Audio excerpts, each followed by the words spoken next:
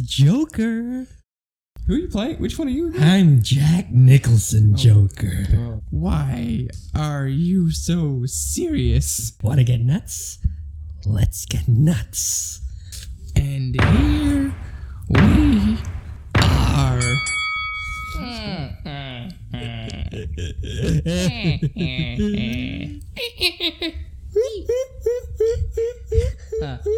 Yeah, I got this. Hee hee hee.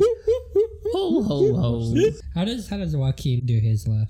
It's like It's like he really strains his voice. I think. He chokes himself. yeah. Oh. Oh, that sounded like it hurt real bad. really bad.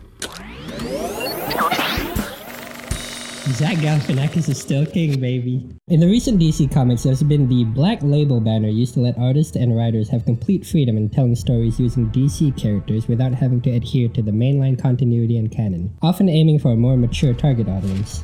And it seems like Warner Brothers is trying out a similar approach for the DC movies. And what better character to start off with than the Joker? Joker is another interpretation of the iconic villain's origin story, but don't expect giant mallets, dynamite explosions, and laughing gas. This is a standalone movie that has a more grounded and realistic sensibility than ever before. Nothing in here was out of the realm of realism. As far as riots in streets, gun violence, stabbings, everything that happens is something that can occur in real life. I found that the violence that the movie implies or doesn't fully show is just as terrifying, sometimes even more so. There's some things in the movie that are 100 times more scary when they leave it to imagination, and the movie knows exactly what to show and what to hide from the audience.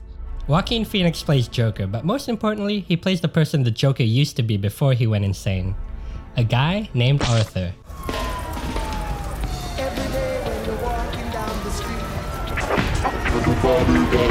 Joaquin Phoenix has the challenge of following in the footsteps of one of the most incredible and critically praised character performances ever. I am of course talking about Zach Galifianakis as Lego Joker. That's top tier there. And I'm happy to say that Joaquin Phoenix's haunting take on the iconic villain comes to a very close second. Zach Galifianakis is still king, baby. I get the feeing the reason Joaquin Phoenix It's Joaquin Phoenix. Joaquin Phoenix's version of the Joker is a character whose portrayal is much more focused and centered on mental illness more than anything else. He's a person who's down on his luck, who's had some trauma through his life, and is punished by the world that he lives in. He was more of a sympathetic character. He was supposed to be literally the bottom of the pecking order. One thing I like is that you're not necessarily supposed to root for the character, and I think they do a really good job at showing that descent into madness. I just felt myself really terrified at everything he was going to do next. You're kind of just guessing at what he's going to do because you don't know what his mental state is at any point. The character of the Joker is one that's always been shrouded in mystery. Part of what makes the Joker an interesting character tends to be the lack of understanding of where he's come from as a character. This is a story where we can't trust what we see. We have a really unreliable narrator, and as a result, a lot of what we see is confirmed to be not true, and a lot of the other things that aren't confirmed could still very well be untrue. We just don't know yet. Honestly, I love that. In that way, it feels faithful to the often fluid nature of Joker's origin. Sometimes I remember it one way, sometimes another. If I'm going to have a past, I prefer it to be multiple choice.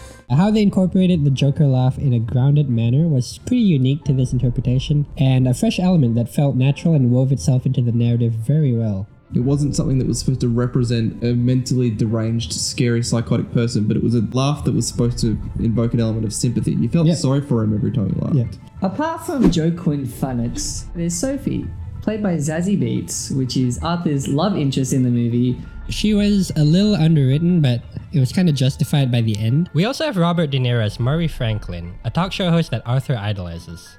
He's not in the film as much as I expected, but I really loved his performance, especially in the last few scenes of the movie. Arthur's mother, Penny, played by Frances Conroy, is another standout. Her relationship with Arthur can shift from endearing to tragic on a dime, and it's one of the driving forces of the story. I mean, ultimately this is Arthur Fleck's movie, but the supporting cast does a good job. There are a handful of throwbacks and similarities to other Joker media, but none of the wink and nod references that distract from the unique story they're trying to tell. But you do get the Wayne family, and they do play a significant role. I didn't really want any kind of Wayne representation in the film. By the time Thomas Wayne was introduced, I felt like it was a central part of the story, so it kind of made sense. But then having Bruce in the film, even by the end, I felt wasn't a necessity. For a really dark, depressing, and gritty film, the colors really pop. I thought that this was one of the most stylish Gotham cities in live action. Oh, it was beautiful. It was so gorgeous. beautiful. It was gorgeous, baby. Oh, baby. Oh, I found Joker to have one of the best scores in a film this year. Not only was the unique classical haunting music really good at setting up the scenes, it wasn't also essential either. There are a lot of haunting scenes that didn't have music at all. My favorite scenes, in all seriousness, were the dancing scenes with contextually appropriate music. I found them to be really good at developing this as a period piece. I can't remember the last time a movie made my skin crawl as much as this one did. This is one of those rare movies based on a comic book property that transcends just being a good comic book movie and is just a good movie in its own right. If I were to really nitpick, I'd say that the ending goes on for a tad too long, and the movie really overemphasizes how much Arthur's life sucks, to the point where it's like, yes, we get it, you can stop hitting us over the head now. We get that his life sucks, he's mentally ill, everyone bullies him and kicks him to the ground, he walks into glass doors, we get it. Other than that, this just might be one of my favorite movies to come out this year. If you could only see one killer clown movie this year, make it Joker. I give Joker a score of a super rat out of a regular rat. I'm a huge fan of period pieces and I adored this masterful film. It was entertaining. Like, I found nearly every sequence enjoyable. So I'm going to give this film 1 face out of 2 faces. Even if you remove the Joker name, it would still be a really well-made, entertaining psychological thriller with a lot of substance. I give this a boner of the year. Can you imagine Adam Sandler as a Joker, dude? That's a weird word. Shabba-da-doo, shabba-da-doo. I'm the Joker! Stop looking at me, Bruce. Shut up. Shut up. Shut up. It's a simple message from the heart. It's a simple message, but that's the place to start.